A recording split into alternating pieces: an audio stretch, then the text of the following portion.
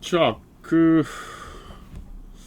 오늘부터 몇 번 동안은 국가론에 대한 얘기를 좀 해보려고 그래요. 뭐 여태까지 이제 국가론 노블레스 됐다 했지만 이제 이 책 수익을 냈다라고 하는 책을 통해서 이 브루드웨가 왜 국가를 관료들의 장이라고 하는지 뭐 그런 얘기를 조금 더 살펴볼 필요가 있겠어요. 순서대로 한번 해봅시다. 저 책은 브루드웨가 죽기 직전에 콜레지 드 프랑스에서 했던 강의를 모아놓은 건데 그 책의 1990년 2월 15일 날 강의의 내용을 보면 여기 이제 국가에 대한 논의를 하는 부분이 있어요. 그 첫 번째 챕터가 l'officiel et le privé. 미안합니다. 이게 난 영어 번역보다는 불어가 더 쉬우니까 이걸 받고 이게 번역이 안 돼서 이제 그러는데 officiel et privé라는 게 이제 공식적인 것과 사적인 것이라고 하는 첫 번째 이 영어 불어책은 139쪽인데 뭐라고 돼 있냐면 on pourrait dire que à la limite l'État est le lieu de circulation de la parole officielle, du règlement, de la règle, de l'ordre, du mandat et de la domination. 이렇게 돼 있어요. 어렵지 않은 불어입니다. 그러니까 우리는 뭐라고 얘기할 수 있냐면 국가라고 하는 것은 공식적인 언어의 서큘라시용, 순환의 장소다. 국가는 공식적인 언어가 이렇게 소통되는 장소라는 거예요. 그리고 또 뭐의 장소냐면 헤글르몽, 어떤 규칙과 늘라 헤글, 규제와 그 다음에 질서와 멍다, 지배와 늘라 노미나시옹. 노미나시옹이라는 게 이름을 부여하는 거죠. 노메, 이름 부여하는 거죠. 그래서 이 국가에 대한 정의가 이게 이제 기본적으로 뭐하고 관련되어 있냐면 이 다음 페이지 140쪽에서 뭐라고 되어 있냐면 헤겔의 국가관과 막스에 대한 국가관을 언급하면서 그걸 비판하는 거예요.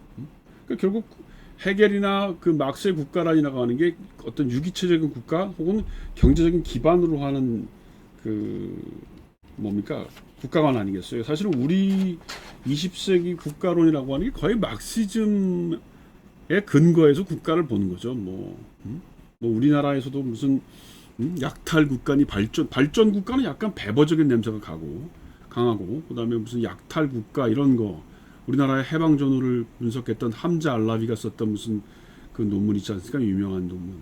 그다음에 그걸 이제 최장집 교수가 받아가지고 과대 성장 국가를 함자 알라비가 썼던 논문이 과대 성장 국가론이죠. 그걸 통해서 우리나라의 이승만 정권을 분석했던 사람이 이 최장집 교수인데 그거 전부 다 사실은 네오 막시스트의 국가관이죠. 소위 이제 플랑짜스 같은 사람들이죠. 그러니까 이제 이 막스는 그런 의미에서 보면 그런 경제적인 토대 혹은 물질적인 토대를 갖고 있는 국가관에 대해서 비판하는 거죠. 그러니까 또 이 142쪽에 보면 국가라고 하는 건 l'état peut être caractérisé comme constitution de ressources officielles, de violence symbolique légitime. 이거예요. 국가라고 하는 것은 공식적인 자원의 구성으로 특징 지어진다. 그리고 상징적인 자원, 상징적 폭력, 정당한 상징적 폭력의 구성을 하는 것이 국가라는 거예요. 조금씩 이제 그 내용들이 좀 보여지는 겁니다. 그리고 뭐라고 돼 있냐면 147페이지에 보면 뭐라고 돼 있냐면 국가라고 하는 것은 어디 읽어볼까요? Le côté vivace de l'État se voit beaucoup mieux dans ses commencements parce que l'État existe dans nos pensées et que nous sommes constamment en train d'appliquer une pensée d'État à l'État. 그러니까 이 국가의 양면성을 보게 되면 훨씬 더 국가의 어떤 기원이나 국가의 모습이 잘 보인다는 거예요. 뒤에서 뭐라고 얘기했냐면 뭐 언어적인 면 이런 것과 어떤 물질적인 면을 얘기하고 있었어요. 국가의 기원에 대해서. 근데 이제 언어적인 면을 강조하는 거죠. 이 브루드웨이 입장에서는. 그러면서 뭐라고 돼 있어요? 왜냐하면 국가는 넉넉봉스 우리의 사고 안에 국가가 존재한대요. 우리는 누썸 꽁스타몽 끊임없이 하나의 국가의 생각을 국가에 대한 하나의 생각을 또 다른 국가에 대한 생각으로 적용하고 있다는 겁니다. 그래서 notre pensée étant pour une grande part le produit de son objet, elle le perçoit plus essentiel, en particulier cette relation d'appartenance du sujet à l'objet. 그러니까 우리의 사고라고 하는 것은 그런 국가가 만들어낸 하나의 산물이라는 거죠. 그리고 우리는 그 실체를 그 실체를 어떻게 해서만 볼 수 있냐면 내가 국가에 이렇게 속해 있다고 하는 주체와 객체 관계를 통해서만 볼 수 있다는 거예요. 그러니까 국가라고 하는 게 뭐냐면 상징적인 독점물, 언어적인 자원, 상징성 이런 걸 통해서 나의 사고를 주조 만들어낸다는 겁니다. 사실은 전혀 다른 형태의 국가에 대한 논리가 있는 거죠. 160페이지를 마지막으로 볼까요? La jeunesse de l'État. La jeunesse de l'État est un processus au cours duquel s'opère toute une série de concentrations de différentes formes de ressources. 국가의 기원이라고 하는 것은 어떤 과정인데 그건 뭐냐면 그 어떤 자원, 여러 가지 형태의 자원들이 꽁성트라시옹 모여있는 거예요. 그러니까 국가라는 게 여러 자원들을 모아둔 거라는 겁니다. 그럼 어떤 자원인데 꽁성트라시옹 대 호수스 인포막시오날 그러니까 정보에 관련된 자원의 집중이라는 겁니다. 뭐 라스타티스틱 아트라베 무슨 뭐 통계를 통해서 만드는 통계 자료 그러니까 어떤 질문지를 통해서 만드는 통계 자료 혹은 뭐 보고서 또 카피탈 링귀스틱 어떤 언어적인 캐피탈이라는 게 대를 꽁성트라시옹 모아둔 거니까 꽁성트라시옹이라는 게 뭐예요? 배보적인 냄새가 나는 거죠. 그 배보가 국가를 뭐라고 얘기했어요? 물리력의 합법적, 폭력의 합법적 독점이라고 그랬잖아요. 모노폴이라고 썼는데 브루드는 이걸 꽁성트라시옹, 집중이라고 쓴 거예요. 뭐? 물리력이 아니고 상징적 자원, 언어적 자원이 집중이라는 겁니다. Officialisation dans des parlers qu'on constitue une langue dominante de sorte que tous les autres langues en sont des formes de dépravés, dévoyés, inférieurs. 그러니까 뭐냐면 어떤 빨래, 어떤 대변인의 공식화라는 거, 어떤 말에 대한 공식화라는 거예요. 그걸 통해서 뭐가 되냐면 하나의 언어가 다른 언어에 비해서 훨씬 더 우월해지는 거. 그렇게 만들어주는 게 국가라는 겁니다.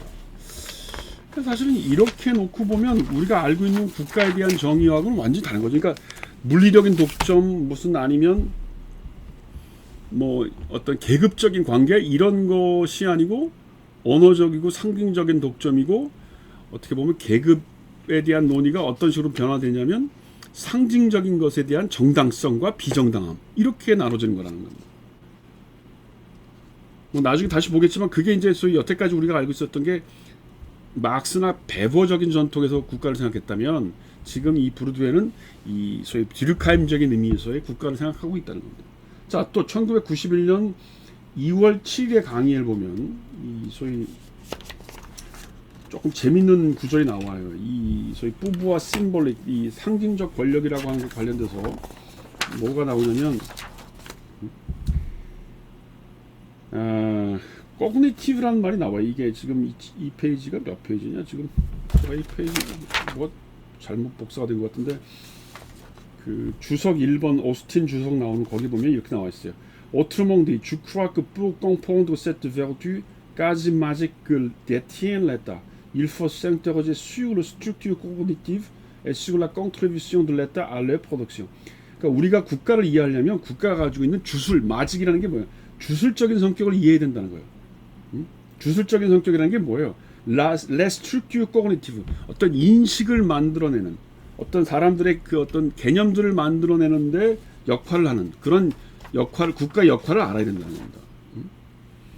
그러면서 이제 여기에 보면 뭐라고 나오냐면 262페이지 보면 l'État comme producteur du principe du classement. 국가라고 하는 건 뭐냐면 분류하기, 클라스몽의 원칙을 프로덕트 만들어내는 거예요. 국가라는 건 어떤 건 분류하는 거, 어떤 건 옳고, 어떤 건 옳지 않고, 어떤 건 정당하고, 어떤 건 정당하지 않고, 어떤 건 높고, 어떤 건 낮고, 뭐 이런 거를 만들어내는 것이 국가라는 겁니다. 그 기준을 만들어내는 것이. 그러면서 그 상징적 형태에 관련된 얘기를 언급하고 있어요. 그러면서 여기 카시로하고 디르카임 얘기를 하고 있습니다. 카시로의 철학이라는 게 상징 형식의 철학인가, 뭐 그런 그 카시로의 책이 있고, 디르카임이 쓴 그 유명한 게 뭐예요? 그 원시적 분류 체계라고 하는 게 있지 않습니까? 그 저기 막셀 모스하고 같이 쓴 거 그거 얘기하는 거죠. 클래시피케이션 하는 거. 지금 부르주아한테서 가장 중요한 컨셉이 뭐냐면 국가라고 하는 건 상징성을 갖고 있고 그 다음에 스트럭처 코그니티브 어떤 인지적인 구조를 만들어내고 그 다음에 그걸 통해서 개인들로 하여금 어떤 생각을 옳고 그름에 대한 생각을 국가가 만들어주고 그것을 주조하고 있다. 이거예요. 이게 사실은 부르드웨가 국가를 얘기하는데 굉장히 중요한 요소이고 이거는 사실은 우리가 기존의 어떤 수많은 국가론, 우리나라의 한국에서 소개된 많은 국가론하고는 사실은 좀 결이 많이 다르죠. 그래서 국가를 얘기할 때 왜 노블레스 데타 같은 책에서 저렇게 관료를 얘기하고 무슨 저 에꼴 노르마 같은 고급 엘리트들을 얘기했는지를 잘 이해 못했던 거예요. 다음 시간에 조금 더 이어가겠습니다.